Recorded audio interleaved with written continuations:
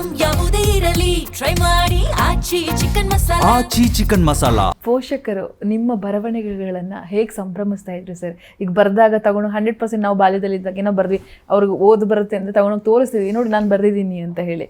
ನೀವು ಅವ್ರಿಗೆ ತಗೊಂಡೋಗಿ ತೋರಿಸಿದ್ದು, ಅವ್ರು ಸಂಭ್ರಮಿಸಿದ್ದು ಆ ದಿನಗಳನ್ನ ಮೆಲ್ಕು ಹಾಕ್ಬಹುದಾ ಅಂತ ಹೇಳಿ? 3-4 ಥರ ಪ್ರತಿಕ್ರಿಯೆ.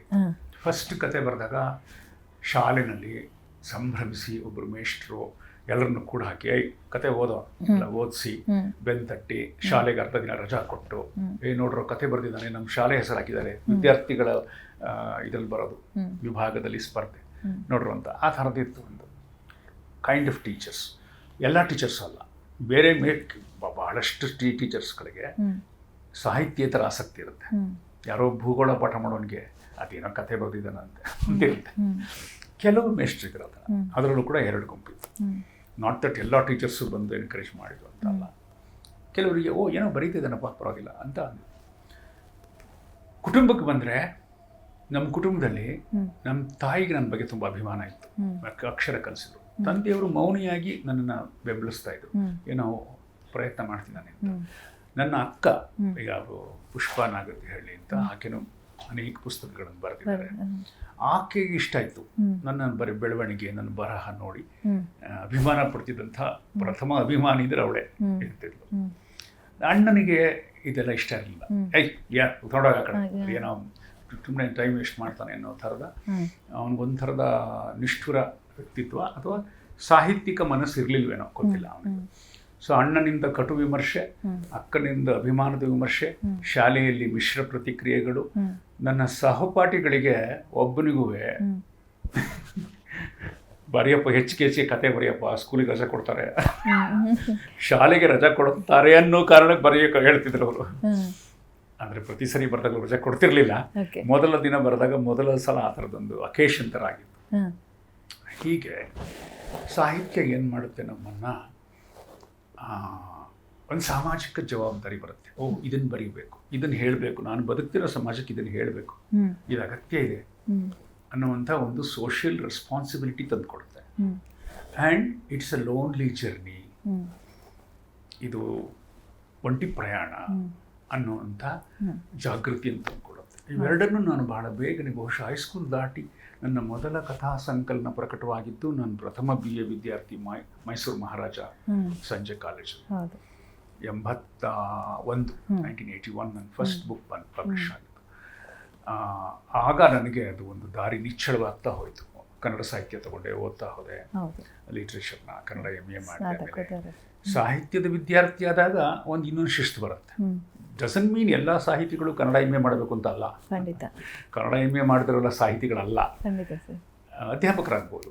ಸಾಹಿತ್ಯದ ವಿದ್ಯಾರ್ಥಿಗೆ ಕನ್ನಡ MA ಒಂದು ಅಸೆಟ್, ಅದು ಬೆಂಬಲಕ್ಕೆ ನಿಲ್ಲುತ್ತೆ ಕನ್ನಡ ಸಾಹಿತ್ಯವನ್ನು ಆಳವಾಗಿ ಓದ್ಕೊಳ್ಳೋದಕ್ಕೆ. ಆದರೆ ಅದು ಅನಿವಾರ್ಯ ಅಲ್ಲ. ನನಗೆ ಅದೃಷ್ಟಕ್ಕೆ ನಾನು ಕನ್ನಡ MA ಓದೋ ಅವಕಾಶ ಸಿಕ್ತು. ಸೊ ಆ ದಿಕ್ಕಿನಲ್ಲಿ ಒಂದಷ್ಟು ಪುಸ್ತಕ ಬರೆದೆ, ನಡೀತಾ ಇದೆ. ಅಪ್ಪ ಅಮ್ಮನ ಬಗ್ಗೆ ಮಾತಾಡೋದಾದರೆ, ಅವರ ಬಗ್ಗೆ, ಅಪ್ಪ ಅಮ್ಮನ ಬಗ್ಗೆ ಹೇಳೋದಾದರೆ,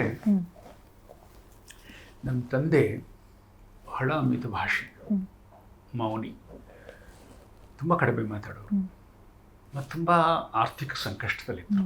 ಆ ಕಾಲಕ್ಕೆ ಬರೋ ಸಂಬಳ ಸಾಕಾಗ್ತಿರ್ಲಿಲ್ಲ, ಮನೆ ತುಂಬ ನೆಂಟರಿಷ್ಟರು. ಆ ಥರದ ಒಂದು ಕೌಟುಂಬಿಕ ಒತ್ತಡದಲ್ಲಿ ಸಮಸ್ಯೆಗಳಲ್ಲಿ ಒಂಥರ ಜರ್ಜರಿತರಾಗಿರುವಂಥ ತಂದೆ ನಾನು ಭಾಳಷ್ಟು ನೆನಪಿಗೆ ಬರೋದು. ಎಂದೂ ಸುಖ ಪಡಲಿಲ್ಲ ಅವರು. ಪಾಪ ನಾನು ಸ್ವಲ್ಪ ಸ್ಥಿತಿವಂತನಾದ್ಮೇಲೆ ನನ್ನಿಂದ ಆದಷ್ಟು ನಾನು ನೋಡಿಕೊಂಡೆ ಅಪ್ಪ ಅಮ್ಮನ. ಅದು ಎಲ್ಲರ ಕರ್ತವ್ಯ, ಅದೇನು ದೊಡ್ಡ ವಿಷಯ ಅಲ್ಲ. ಆದರೆ ನನ್ನ ಬಾಲ್ಯದಲ್ಲಿ ಕಂಡ ಅಪ್ಪ ಭಾಳ ಜರ್ಜರಿತರಾದ, ಸಾಲದಿಂದ ಜರ್ಜರಿತರಾಗಿದ್ದಂತಹ ಮೌನಿ ಅಪ್ಪ. ಅಮ್ಮ ಅದಕ್ಕೆ ವಿರುದ್ಧ.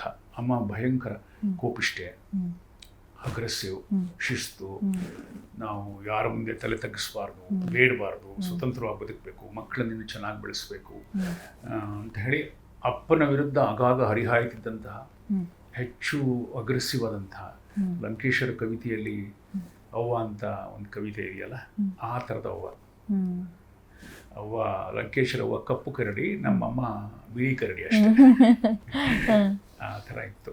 ಹೀಗಾಗಿ ಮನೆಯಲ್ಲಿ ಯಾವಾಗಲೂ ಅಮ್ಮನ ದೊಡ್ಡ ಗಂಟಲಿನ ಪ್ರವಾಹ, ಅಪ್ಪನ ಸಂಪೂರ್ಣ ಮೌನ ಮನೇಲಿ ಇರ್ತಿತ್ತು. ಎರಡು ಎಕ್ಸ್ಟ್ರೀಮ್ಸ್ ನಾನು ನೋಡ್ತಾ ಇದ್ದೆ ನಮ್ಮ ತಾಯಿ ತಂದೆಯಲ್ಲಿ. ಬಟ್ ಅಮ್ಮನಿಗೆ ಅಪ್ಪನ ಬಗ್ಗೆ ಬಹಳ ಭಕ್ತಿ.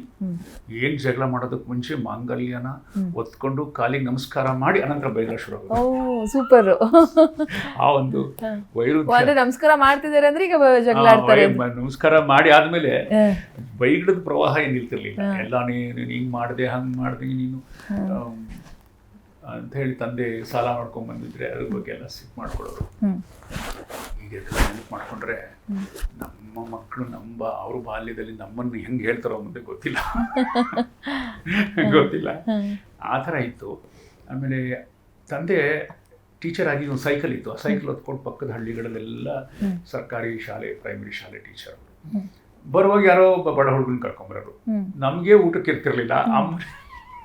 ನಮ್ಗಿದ್ದ ಊಟದಲ್ಲಿ ಅವ್ರಿಗೆ ಹಾಕ್ಬೇಕು. ಆ ಥರದ ಅಪ್ಪನಿಗೆ ಆ ಥರದ ಔದಾರ್ಯ ಇದೆಲ್ಲ ಇತ್ತು. ಆಮೇಲೆ ಮನೆ ತುಂಬ ಬೇಡದ ನಂಟರ ಒಂದು ಪ್ರವಾಹ ಇರ್ತದೆ. ಆಗಿನ ಕಾಲದಲ್ಲಿ ನಂಟರು ಅಂದ್ರೆ ವಾರಗಟ್ಟಲೆ ಹೋಗ್ತಿರ್ಲಿಲ್ಲ. ಅದು ಒಂದು ಅಶಿಸ್ತು ನಮ್ಮಲ್ಲಿ. ಯಾವಾಗ ಬಂದ್ರು ವಾರಗಟ್ಟಲೆ ಇದ್ಬಿಡೋರು, ಮೇಷ್ಟ್ರ ಮನೆ ಅಂತ. ಆ ಥರದ್ದಿತ್ತು.